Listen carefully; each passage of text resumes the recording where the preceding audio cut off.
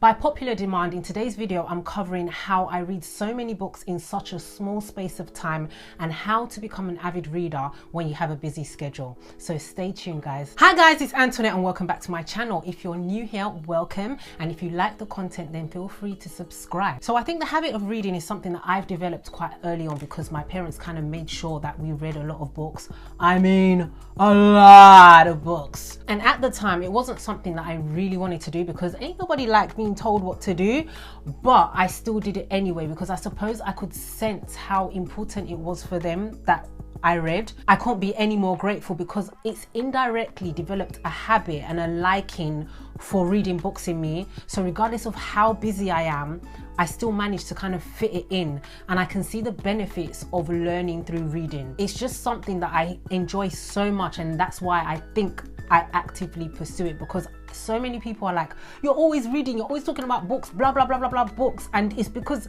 I'm passionate about it. So I can't help but express that, and I can't help but, if I've read a book and I think it's good, tell you guys. So forgive me if you're not into reading books and stuff, but I guess if you're watching this video, you do want to get on that road to like reading. So don't feel bad if you're not really into reading as much as you want to, or you find that you would much rather do something else with your time. This is a habit that not only develops with time, but just like a fine wine, gets better over time, meaning you will enjoy it more and it will become more natural to you the more you do it over time.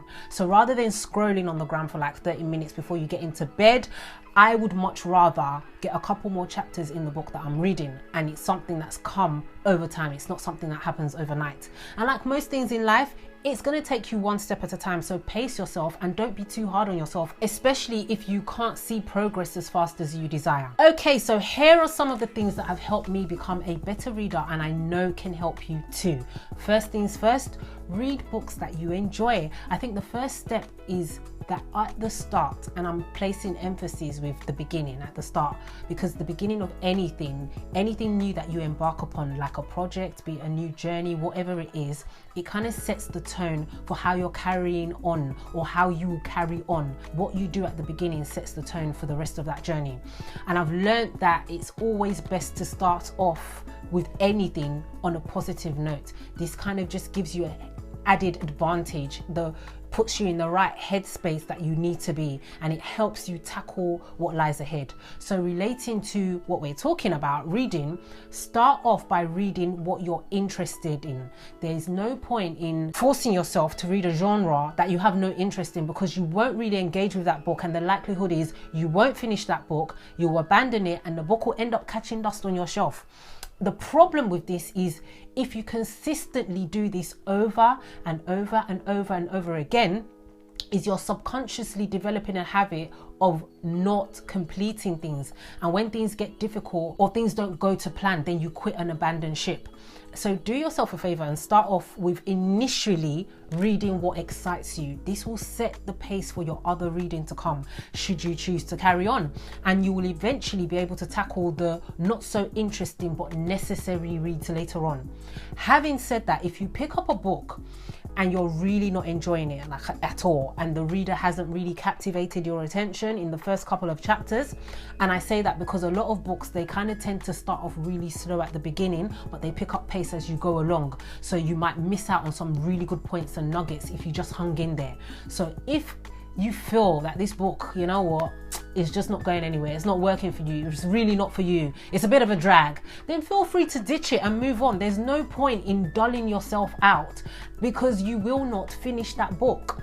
Dulling yourself out because I must finish this book, because I must complete. No, it's not that deep, guys. Just do what works best for you, especially at the start. What I was referring to earlier is when you quit reading over and over again, that it actually becomes a habit.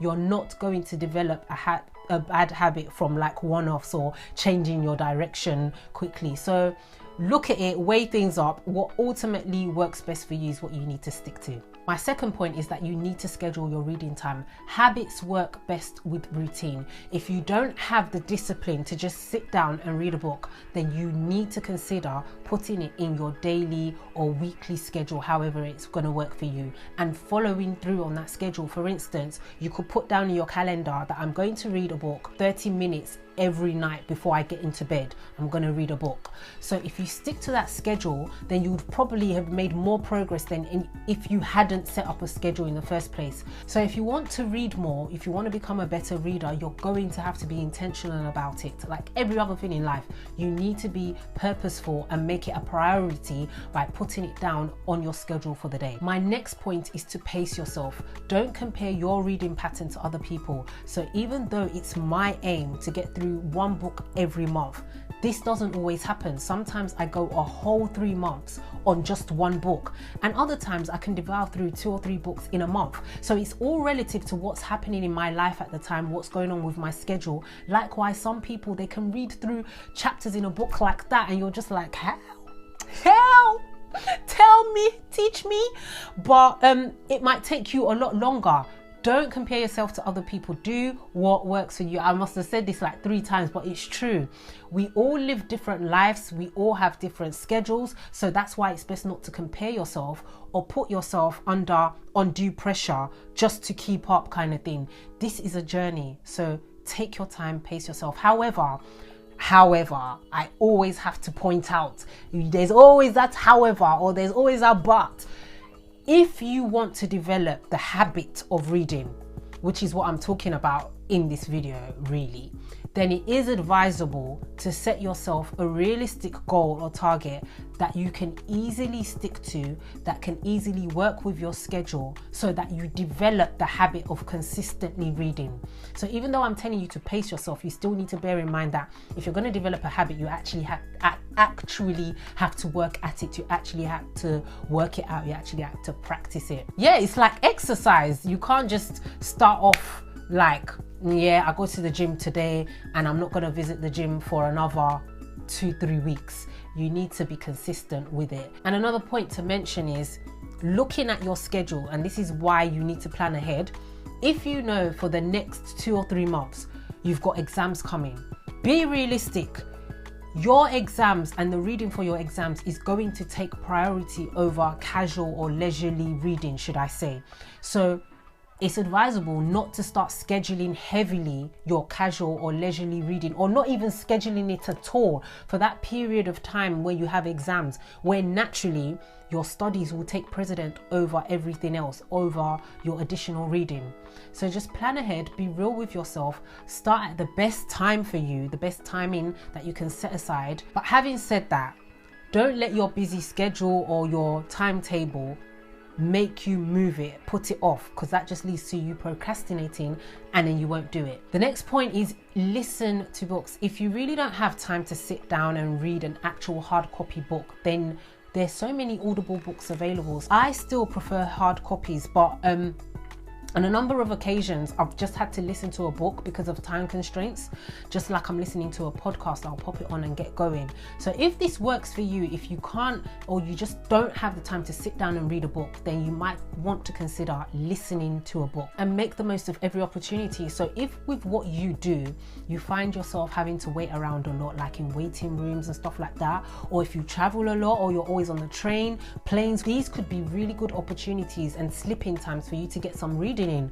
But for me, it really does depend on the type of book that I'm reading at the time. There's certain books that I really can't read anywhere else than home because it requires my full attention, and I'm probably not going to get much from it if I'm around other people and I'm distracted and stuff like that. Now I'm going to move on to how I learn from books, and my first point is that you don't skim read. If you want to get the most out of a particular book, then it's best that you fully engage with that book and thoroughly read through it. Although some people skim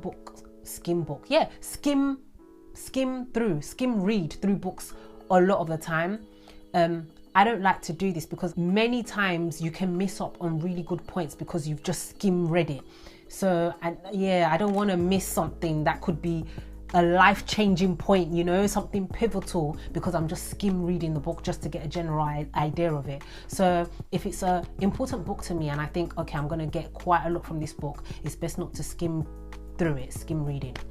Skim blah, blah, blah. It's best not to skim read the book. And my other point is for you to take notes. When you're reading, a lot of my books, they have so many notes on them. Get your pen out, your highlighter, whatever it is, or jot down points for future reference. It could be on your laptop, I don't know, your notebook, however you do it, what works best for you. I have my phone as well. If, for instance, you reread the book, which is my next point, you'll know that, okay, this was something that I picked up. And like I was saying before, my next point is reread a book. If a book is really good, a lot of people don't see the need for this because we have a tendency to feel that once we've read something, we've gone through it and that's all we need to know. But just like a good sermon, or for me, like reading my Bible, when you go over it again, you'll see points that you didn't notice the first time, or you'll get fresh insight into something that didn't stand out to you before.